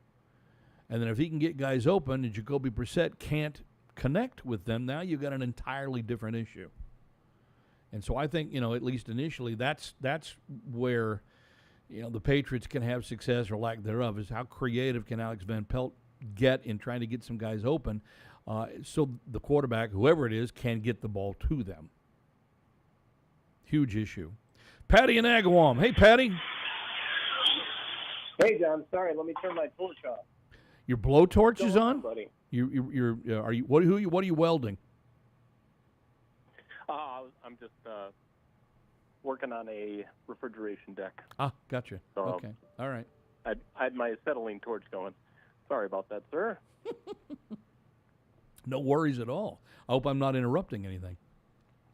Not at all. Okay. This is what I do, baby. Work and listen to Patriots.com radio while I'm working. Helps the day go by a little bit quicker. Love it. Love it. Love it. So, what are your thoughts on tomorrow? I don't have a really good feeling about the game tomorrow, John, just because of coming out of last week's game. I think pretty much, I know it was just a kind of a phony baloney projection of, of a injury report, but like all of our whole starting line was on there. Yeah.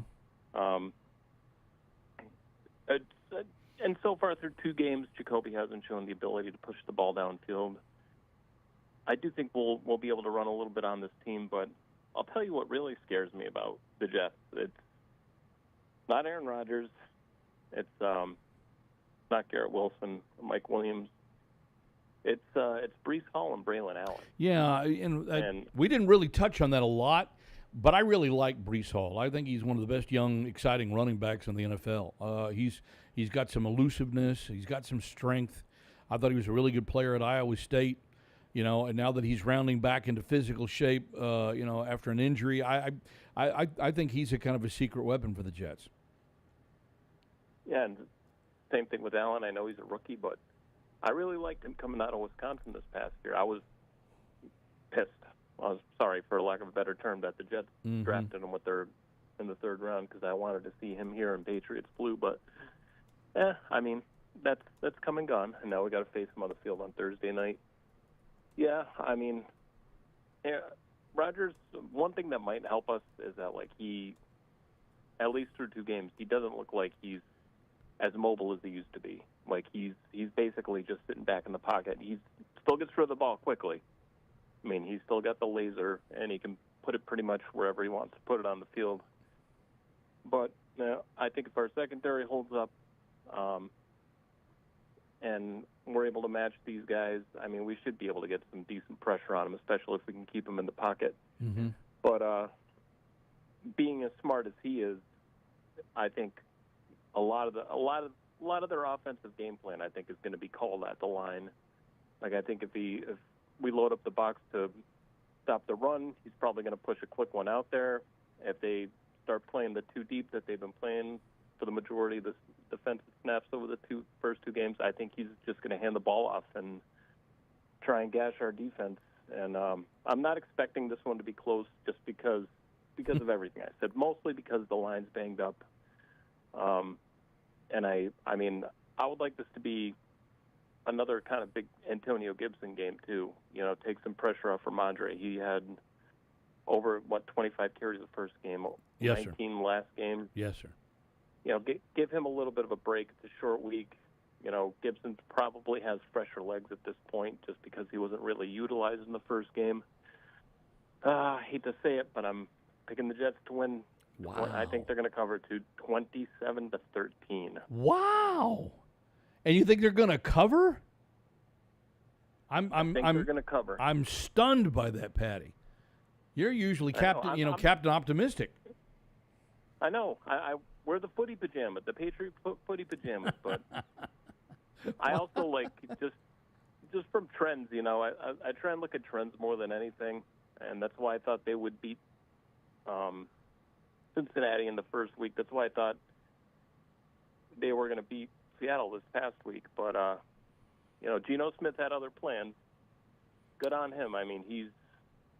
He's played good, and he ever since he went to Seattle, he's been a really good player, and that's good for him. Wow. But yeah, it's a whole conglomeration of everything this week that I just got a bad feeling about this this game. And hopefully, John, I'll call in Wednesday and say, wow, I can't believe how wrong and stupid I was. Well, I'm really a little surprised by this because I've felt exactly the opposite all week. Exactly the opposite all week. I'm like, this is where this team puts the good foot forward this week. And I know it's a short week. It really kind of defies the odds, if you will. I think that what the Patriots do well on offense kind of plays into the Jets' hands in that regard.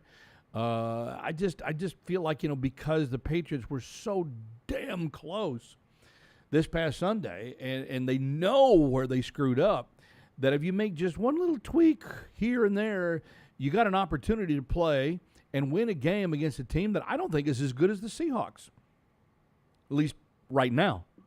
And again, I know we don't really, we really don't know, again, what a team is until you're, at the halfway point of the year. I think traditionally that's when you know what kind of a team you have. But I just, wow, I don't see it. And yet I had people coming, I had students coming to my office to say, well, how bad are the Jets going to beat the Patriots Thursday night? And I'm like, do you think that's going to happen? And they're like, yeah, I don't see them beating the Jets. Aaron Rodgers, oh my God, he's all that. And I'm like, really? Really? I said, you realize now, Aaron Rodgers is 40. He's a man. He's 40, So, I mean, but I'm a little surprised by that. I'm sensing a real Debbie Downer here. That we're No, I'm not trying. People are frustrated. I'm not trying to be a Debbie which is Downer. why I want to win the damn football game. Drake May. What's funny? Drake May. What's funny, John, was after last week's game, too, I was like, I wasn't really that upset about it. I just kind of went, it's growing pains. They're a young team. Well, you're taking it sensibly. You're taking it sensibly, Patty, which I really appreciate out of you. But, damn it, I'm frustrated. I want W's. I want W's, too. I don't see it happening this week.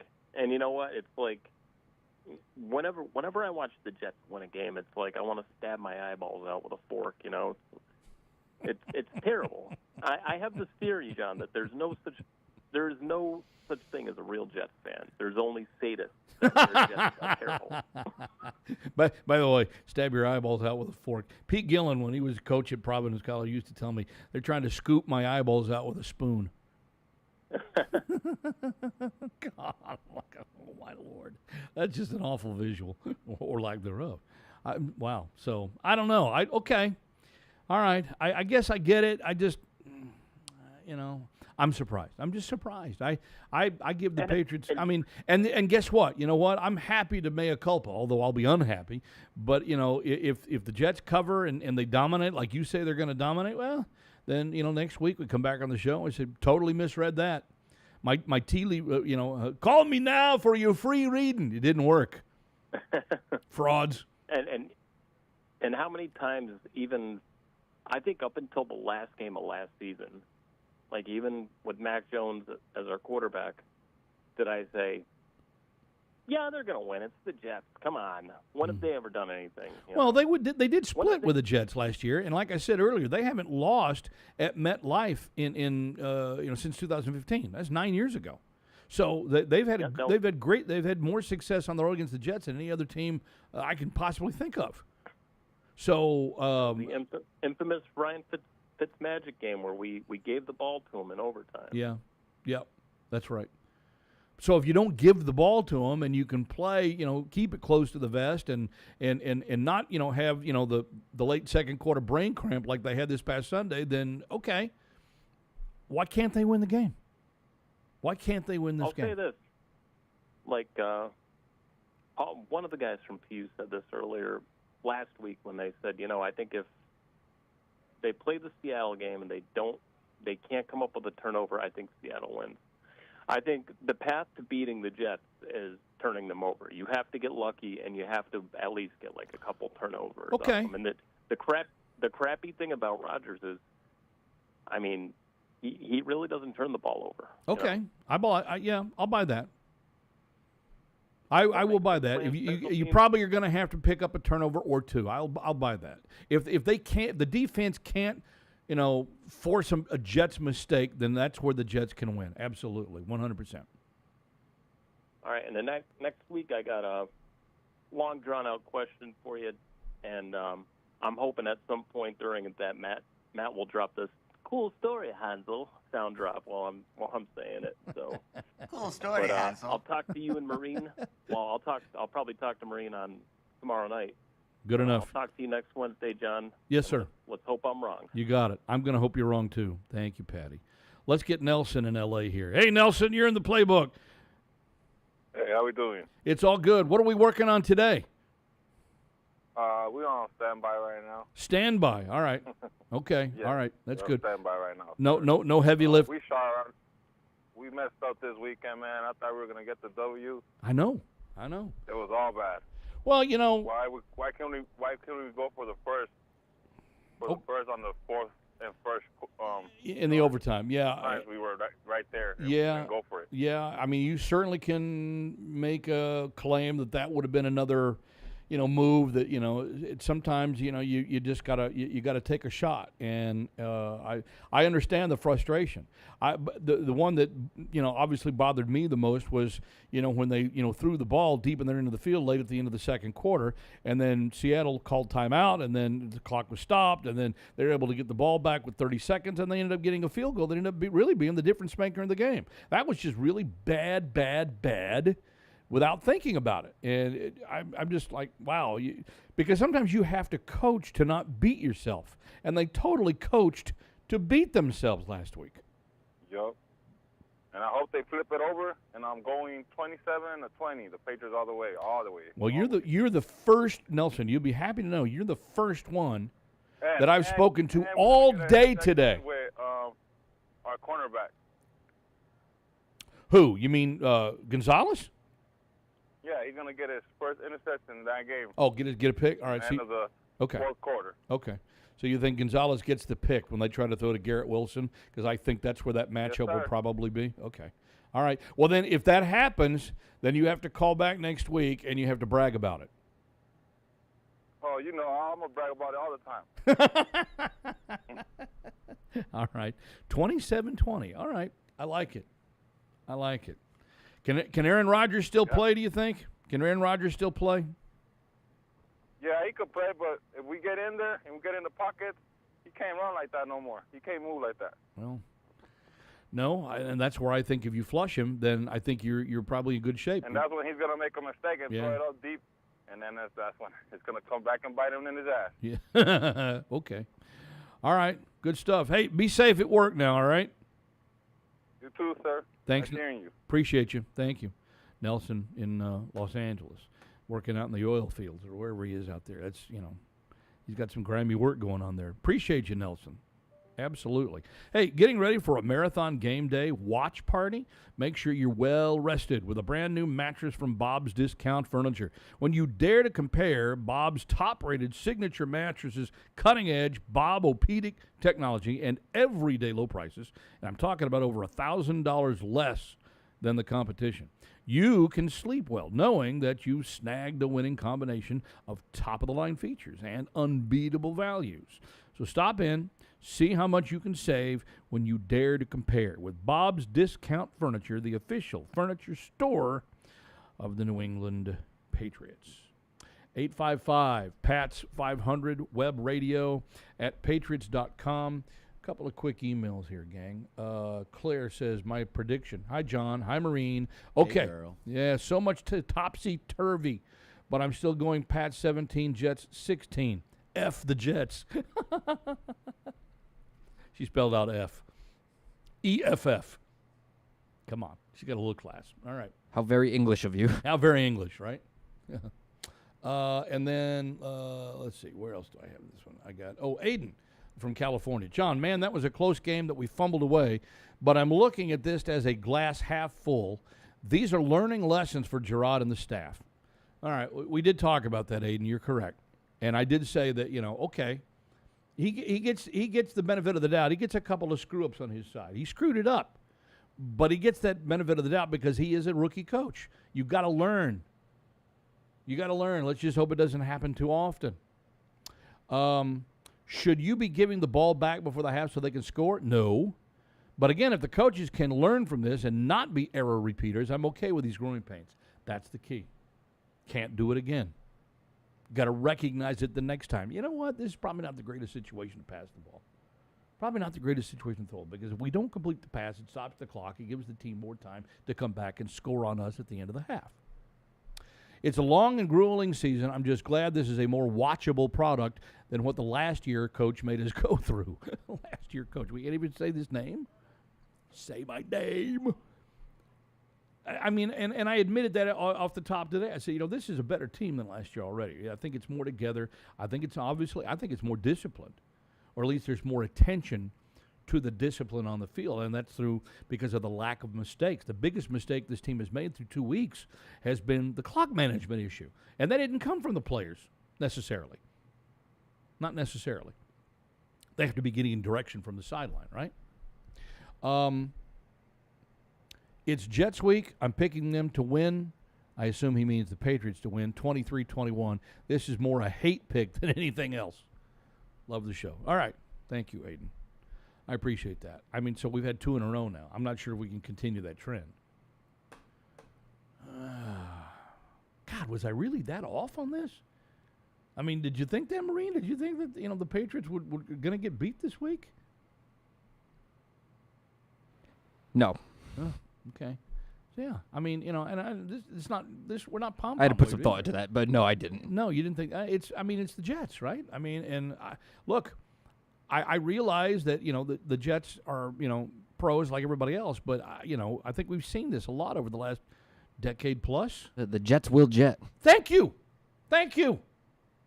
That's exactly right. The Jets will jet. That's why when people said, this team is going to be a contender in the AFC East this year, and I'm like, not until I see them win a couple of games first. There's no way. There's just no way. Now, Aaron Rodgers can prove us all wrong. And, he might dominate. I don't think he will, but he might. And if he does, then it's mea maxima culpa. But until, I got to be from the state of Missouri. Show me. A real woman could stop you from drinking. It has to be a real big woman. It's time to go around the NFL with football guru Russell Baxter. From now on, your name is Flounder. On Patriots Playbook. Flounder. Russell Baxter, week 3 in the NFL. Good afternoon, Russell. How are you? I'm good, sir. How are you? Jets Patriots week, Thursday night. Right. Gotta admit, I'm a little disappointed because I was hoping this game was in Foxborough and I would get to see you. Yeah. Well, we don't get a whole lot of primetime opportunity this year for obvious reasons because the team just, isn't very good. But at one, I'm more disappointed that Roger Goodell did not call me back. Wait, you're not on his speed dial? No, obviously not. No. That's all right. It's okay. I don't think I'm on his rotary phone either. No, I'm not on his rotary either. I know that. I guess, since you brought it up Thursday night, the Patriots and the Jets are both playing their third game in 11 days to start the season. When is this going to catch up to the NFL, and could you see the eventuality, the possibility somewhere down the line that they decide that the discretion is the better part of valor in keeping guys healthier longer, especially if they go to 18 regular season games, and doing something else besides Thursday night football? I certainly don't rule it out. And by the way, the Jets even shorter week. Remember, they played Monday night. Yeah. The first week. Yeah, they did. Okay. Yeah. So Monday night, Sunday, and now Thursday. Yeah, so that's right. So they're a day shorter prep time than the Patriots have to start. That's right. Exactly. So, but fortunately, it's a divisional game, and probably not a lot of prep for either team. Obviously, they know each other well, and we also know that the Patriots have really had their way with the Jets. I don't think Bill Belichick ever recovered from losing that playoff game in 2000. No, I don't think so either. Right. But irony of ironies, Bill Belichick's last game as Patriots head coach saw their long winning streak over the Jets end in Week 18. Right. So, as strange as it may seem. But, you got two teams here, one who won last week after watching their defense get pushed around by the 49ers. Yeah. And a Patriots team, now I know they lost last week in overtime, but I agree with whoever said it about 5 minutes ago, this is a better football team. It looks like there's more cohesion. The physicality is certainly there. It would have been nice if they could find a way to cover, Lockett and Metcalf last week. True. But, give Geno Smith his due. He's a comeback player of the year a couple of years ago. Last year took a little dip. And this year, off to a good start. I find it very fascinating that, and especially this past week, I watched, Mike McDonald. Well, Mike McDonald, those defensive coaches who don't know anything about offense, they're 2-0. Yeah, right. But obviously the Steelers, have been putrid on offense, but they're 2-0. So, you could go down the whole laundry list and so on. But just so you know, second year in a row, we have 9 2-0 teams and 9 0-2 teams. And we shall see because, not every 2-0 makes it. And just to remind people, each of the last 2 seasons, an 0-2 has not only made the playoffs, they won their division. The Bengals won it in 2022, and the Texans won the division after being 0-2 last year. So I knew you were going that direction, so I'm glad you started that direction because then I was going to ask you the next obvious question. So, with the 9 0-2s from a year ago, but 2 of those teams coming back to win the division, it sounds to me then, at least in recent history, 0-2 isn't quite the whole Doug that it might have been even just a few short years ago in the NFL, is it? Yeah, well, I think the 17-game schedule certainly helps. That one extra game. I certainly think having an extra playoff berth helps. That started in 2020. The 17-game slate started in 2021. So that has helped a little. There's no doubt about it. But, it's hard to watch a team get off to a tremendous start knowing what we know about preparation now and how tough it is. That's why Holy St. Bernard. The New Orleans Saints with 91 points and 11 touchdowns in 2 games. I know, right?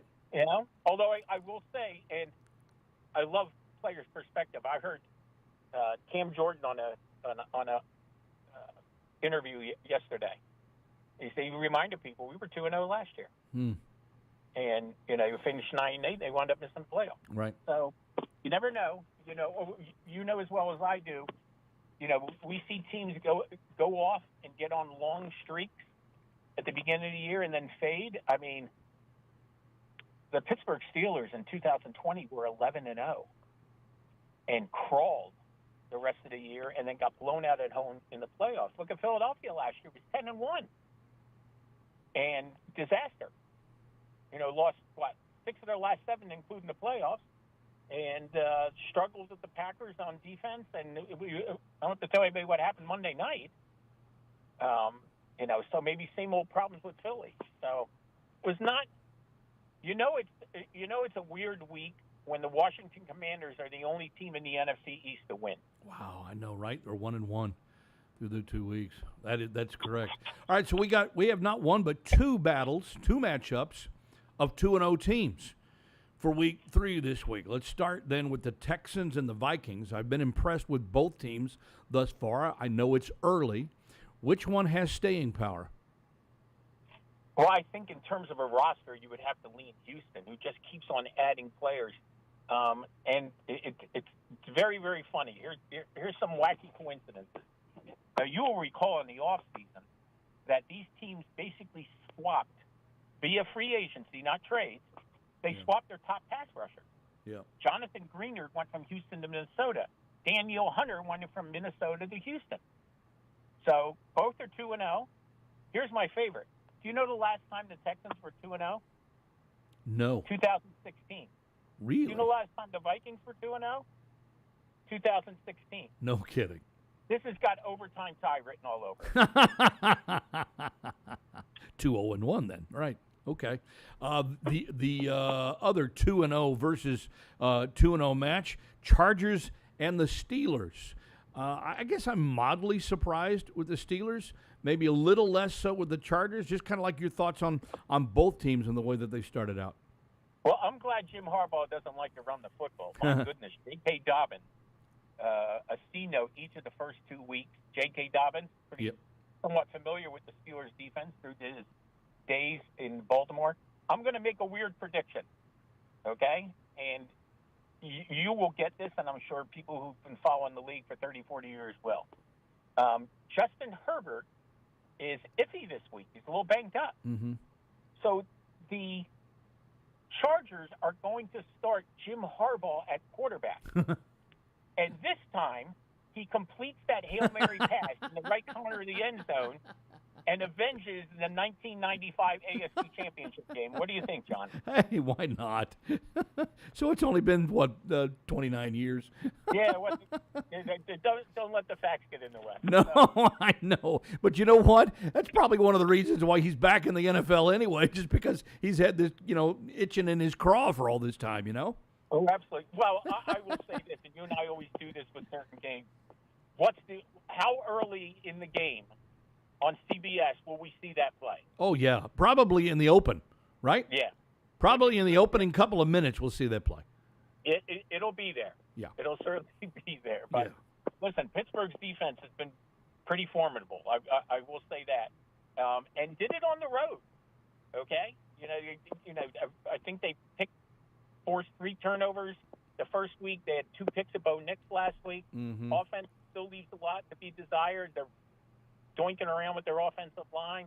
George Pickens is a marvel, but a couple offensive pass interference calls and everything last week. So I'm not sure what to expect. It's Pittsburgh's home opener.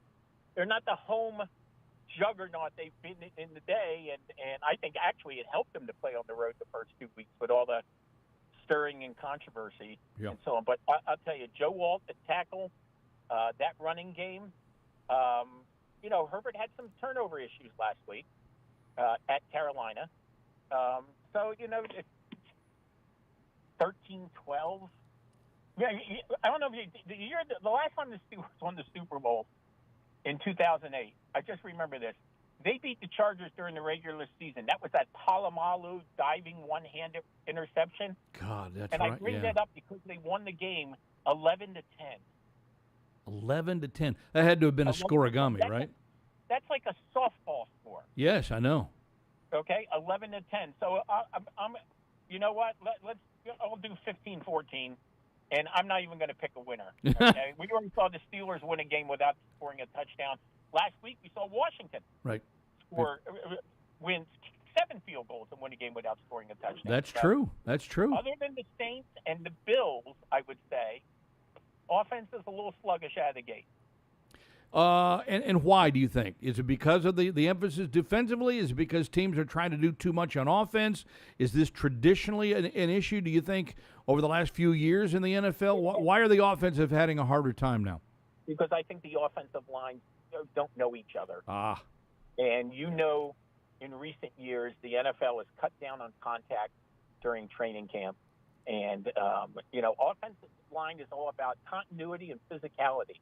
And, if you're not playing that much, you don't really get to know each other. And you have some of these teams who invest a lot of draft choices in their offensive line. They barely know these guys' names, kidding around and so on. But still, it is. So, we have seen over the last couple of years, and you and I have talked about this as well, the first 4 games of the regular season is almost like the preseason now, because you don't see a lot of teams. It's been up and down the last couple of years. Play their regulars. They get a lot of work in the mini camps and maxi camps and Vanda camps and all that other stuff. Right. And when we do get to an 18-game season, I'm hoping a little of that changes. I'm hoping it's a more regimented, steady preparation schedule, because I think it's hurt the early on. It's hurt the product. And listen, we've had some thrilling games. Cincinnati and Kansas City last week, obviously Monday night. The Ravens and the Chiefs as well. Sure, the Patriots and Chargers was a great game last week. Yes. The Chargers last week? Yeah. I mean, not the Chargers, Patriots and the Seahawks. Excuse me. Yeah, absolutely. Overtime. We had overtime with Detroit and the Rams. Yep, By the way, yep. the Rams. John, I don't know what you guys are doing in the studio this week, you guys could always play. We could probably play. Yeah, I mean that's it. Just goes to show you the old adage is no matter how bad you have it, somebody else has got it worse.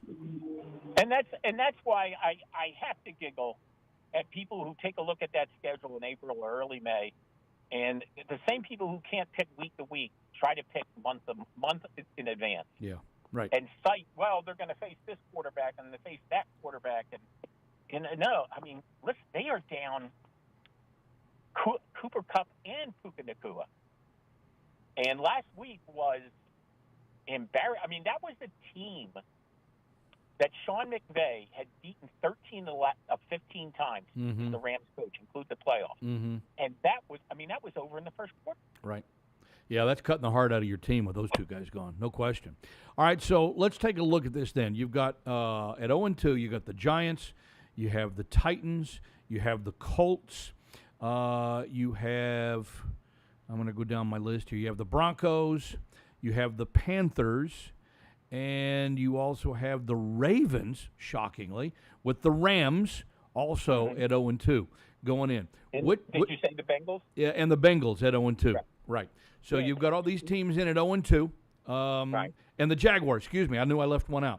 The Jags are the other 0-2, and I'm not sure we expected them to be there. But my question is all those 0-2s that I just mentioned, the 9 that you talked about when we started here, which one is likely to stay winless for a while? More likely to stay winless?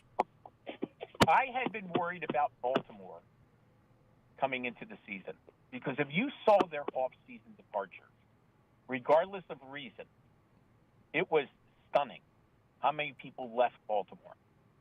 And that was a defense last year that tied for the league in takeaways. They gave up the fewest points. That was a very formidable unit. Yeah. And so far, they've looked pretty ordinary. I mean, they're up 10 at home in the fourth quarter against the Raiders and can't close the deal.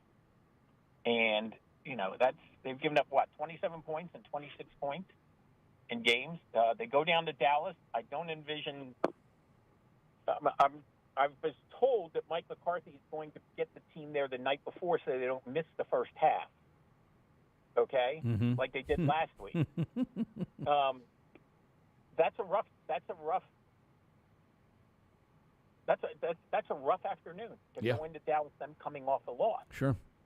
Okay, so Denver has Tampa Bay this week. I'd be very surprised if they won. Although Bo Nix already has the quote of the early season when he was asked about that interception in the end zone, and he just said, I dropped back and I threw it to the other team. Which is accurate. Which is totally, and I'm all about accuracy. Yeah, all about accuracy. And it's interesting, just right off the top of my head, I want to say 6 of the 9 teams that are 0-2 are in the AFC. Yes. Including Houston is all by themselves at 2-0, and nobody in the division has won a game other than them. I'd say they're off and running. But as we've already pointed out, that 0-2 doesn't mean jack right now. That's right. And who knows? And listen, the NFC East is already jumbled. You have a bunch of 1-1s and then 0-2. And as we know, which is going on 20 years this year.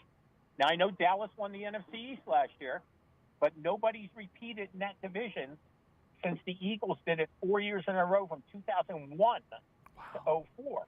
So that's an amazing streak. That really is. It is amazing. It's stunning. And the last couple of years, it's been alternating Philadelphia. So remember, Washington won the division in 2020 with a 7-9 record. Right. So 7-9. That's right. Yeah. Under 5. Yeah. I mean, to me, it's going to be and Philadelphia, who's obviously defense is still an issue. I know they have Vic Fangio there and all that stuff, but they turned over the ball 3 times to their credit against Green Bay and still managed to win the game, but they gave up 29 points. Okay? Last week they gave up a drive in the last minute and change and lose at home to the Falcons. Now they get the Saints this week. So, I'm not declaring Derek Carr MVP, Although, boy, I will say this: it is fun to watch Alvin Kamara beat Alvin Kamara again. Yeah, he looks better. He looks better than normal. That's for sure. Yeah. So it's an interesting, and what makes this week really interesting is, for the third straight week, minimal amount of divisional games. The Jets and the Patriots are one of the few, and 10 of the 16 games are interconference games this week. Wow. See, I like that though. I like that. Let's talk about a couple of those anyway. Well, the Dolphins within the AFC East, Dolphins will go on the road. They got to play Seattle, last week's Patriot conquerors. They got to do it without Tua Tagovailoa, and got put on IR this week with yet another concussion issue. Look, I think we all feel, even if we don't feel exactly like Tua does, we all feel for him. And certainly you have to wonder what this might mean for the remainder of his career. Nevertheless, I look at it as, opportunity for others as well within the division. Mm-hmm. Miami's got to go from the tip, of one corner of this country all the way to the other corner of the country again. So it's a tough road trip for the Dolphins.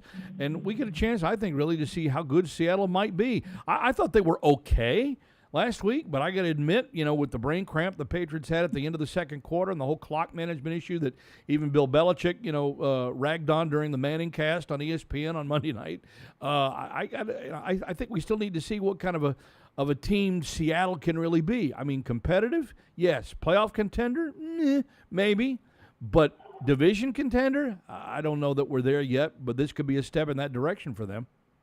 Well, there's no doubt about it, and this just occurred to me as I was thinking here. Obviously, Skylar Thompson is going to start for quarterback for the Dolphins. But did you know that the Dolphins also added Tyler Huntley?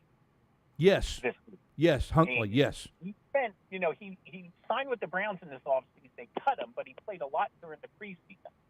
He spent his 4-year career to date in Baltimore. Mm-hmm. And, of course, it just occurred to me that if Tyler Huntley gets in this game, you think Mike McDonald might know a little about him? Yeah, exactly. Right. Because he spent the last 2 years in Baltimore. So, yeah, this is an intriguing game. It's obviously teams that don't play each other that well. I think Mike McDonald will be ecstatic if his team doesn't give up a safety this week. Like they did in the opener. They gave up 2. Yeah. And had some, really mind-boggling issues. Just like Brian Callahan, who obviously had a lot to say to his starting quarterback, Will Levis, after another turnover. The Titans have 5 turnovers this year, all of them by Will Levis. Mm-hmm. But I'm sure he also had something to say to his special teams. For the second week in a row, the Titans had a punt block. Last week against the Bears, it was for a touchdown. This week, it set up the score. And if you go back to week 15 of 2023, they had a punt blocked for a touchdown and lost it at overtime to Indianapolis. I mean, how often do you get, 3 punts blocked in a 6-game span? Not often. Not often. Big changes coming special team-wise. The other division game, Jags at 0-2 playing at the Bills on Monday Night Football. Boy, Buffalo's got a chance to really establish themselves again in the AFC East. Well, you want to talk about a roller coaster ride. Jacksonville was 4-8 a couple of years ago, ran the table, came back from 27 down to win a playoff game over the Chargers, then lost to the Chiefs in the divisional round, no shame in that. And last year they started 8-3 and went belly up. Now, I know Trevor Lawrence was banged up, but still wound up losing 5 of their last 6 games. And now it's 7 of their last 8 games. Mm-hmm. And Doug Peterson, a Super Bowl winning coach, as we well know. Trevor Lawrence, who, very much like a couple quarterbacks this year, big payday. They look, and they've lost close games. That's funny. The 3 winless teams in the AFC South. In fact, let me take it a step further. Every game played by an AFC South team this year has been decided by 7 points or less. Okay. Do you know what that means? I have no clue. But it means it might be a close game. Yes, might be a close game. And remember, Jacksonville beat Buffalo last year in England. Right. Yes, yes, So, yes. home away from home. They did. But, they that 8-3 start last year, where it looked like they were going to repeat as division champions, and they wound up not even making the playoffs at all. Right. Well, we have about a minute or so left here in the program. I'd be remiss if I didn't ask you about the Pro Football Hall of Fame today, putting out their initial list of nominees, of which there are, 130 or so. But among them, Corey Dillon, Wes Welker, Ben Coates, Bruce Armstrong, Logan Mankins, Vince Wilfork, Teddy Bruschi, Mike Vrabel, Willie McGinnis, Rodney Harrison, Aqib Talib, Adam Vinatieri. Those are the expatriates in that particular list. Harrison, I thought, had a shot last year, did not get in. Of those Patriots, who's most likely to get further consideration and make that final ballot? I would be stunned if Adam Vinatieri is not a first ballot Hall of Famer. Yeah. And I know we don't have a lot of kickers in there. We have Jan Stenerud and we have Morton Anderson. Right. As far as place kicker. Yes. He has the most points and most field goals in NFL history. He has the most points and most field goals in NFL postseason history. He's a multi-Super Bowl champion with 2 different franchises. He actually wound up playing longer for the Colts than he did with for the the Patriots. Patriots. Right. And he had quite the run from the Patriots. Right. Luke Kuechly is another guy. I know he's not a Patriot. Luke Kuechly is another guy who's a first-time ballot. I think the big discussion will be Eli Manning. Mm-hmm. Okay? Whether, was he great for those 2 seasons when they won the Super Bowl and mediocre? That's going to be – I wouldn't be surprised if he made it, and I also wouldn't be surprised if he didn't make it first ballot. Yeah, right. That's what I think. I think he'll make it. I don't think he makes it first ballot.